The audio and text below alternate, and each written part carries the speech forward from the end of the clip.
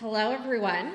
I'm Megan Badley. I'm the Managing Director and Co-Site Lead at CDL Toronto. We are so pleased to welcome our global community here at the Rotman School of Management today.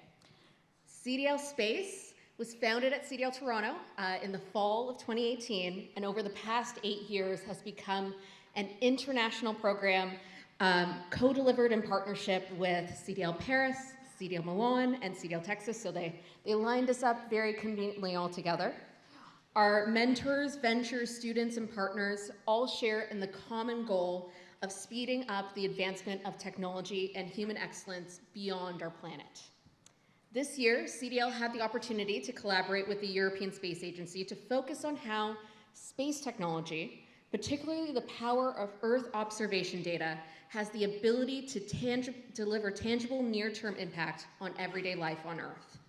We also hosted our final CDL space session at CDL Texas on the very same day as NASA's Artemis II launch, sending the first human beings towards the moon in over 50 years. The CDL space graduate that I'm pleased to introduce today exemplifies a classic CDL story. A technically ambitious founder addressing a critical bottleneck in the space economy.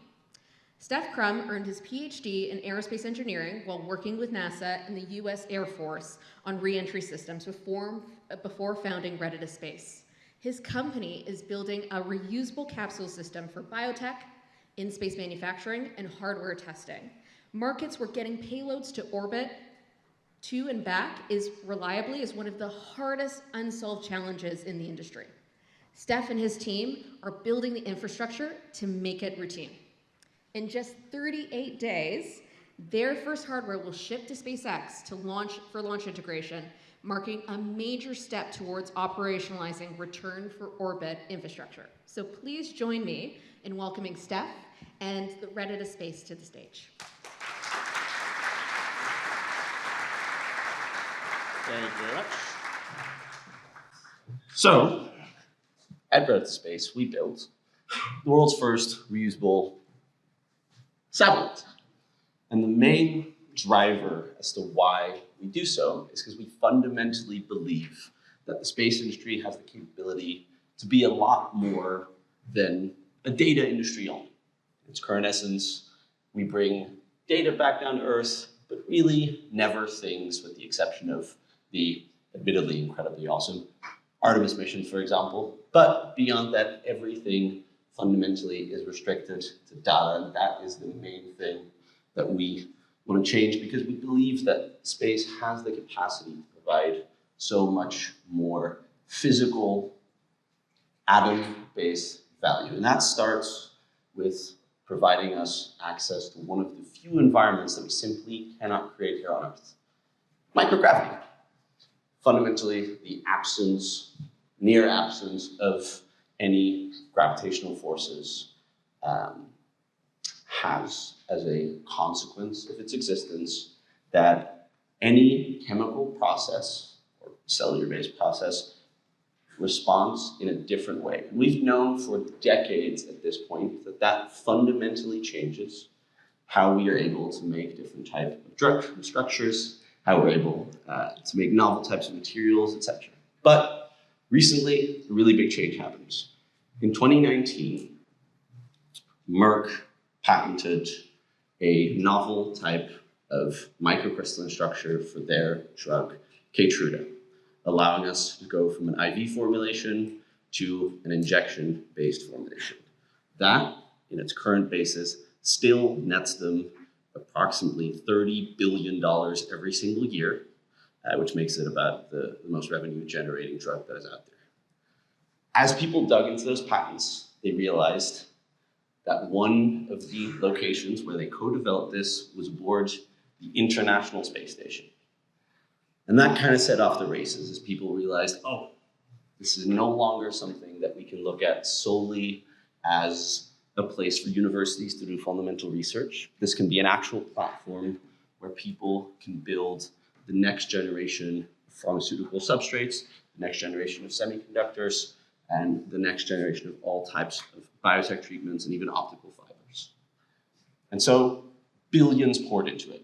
An entire array of startups, into large enterprises, started looking at where could we find our next tens of billions of dollars product.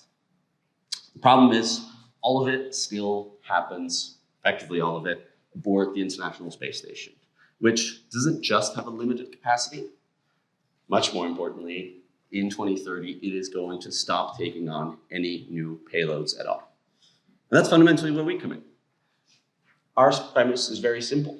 Using the actual commercial infrastructure that already exists for this entire space industry, we can bring satellites up and down independently, autonomously, and introduce a new paradigm in terms of the cost profile. That's not just something that we talk about. We are shipping the very first one of these in 37 days from now towards Vandenberg to be launched by SpaceX, because this is fundamentally the premise about how we can make commercialization possible. And I always like this slide because it naturally leads into the second part of this, which is when we make that commitment that we're going to do a reentry, we're going to come back from orbit, we're going to hit the atmosphere at approximately Mach 29, or about 23,000 miles per hour, which is so quick that as you hit the atmosphere and the air, it cannot physically get out of the way quick enough, which turns it into a plasma that's about 2/3 of the temperature of the sun. It's a relatively hostile environment. It's so hostile, in fact, that there's basically nothing that goes that fast at all, with the exception of orbital reentry vehicles, and there is a specific set of military weapon systems that also go into that range. So we do a good amount of work with various groups within the DoD to collaborate on their mission set, allowing them, giving them a test bed to have more frequent access to this same type of environment. That way, we're able to merge and create a beautiful marriage between hypersonic tech on the defense side and our commercial applications, a true dual-use story in that sense. So, as we run out of time here, my question to you is the following. If you particularly are connected relative either to the pharmaceutical industry or on the other side within the defense sector related to hypersonics, I would love to have a chat with you. Thank you very much.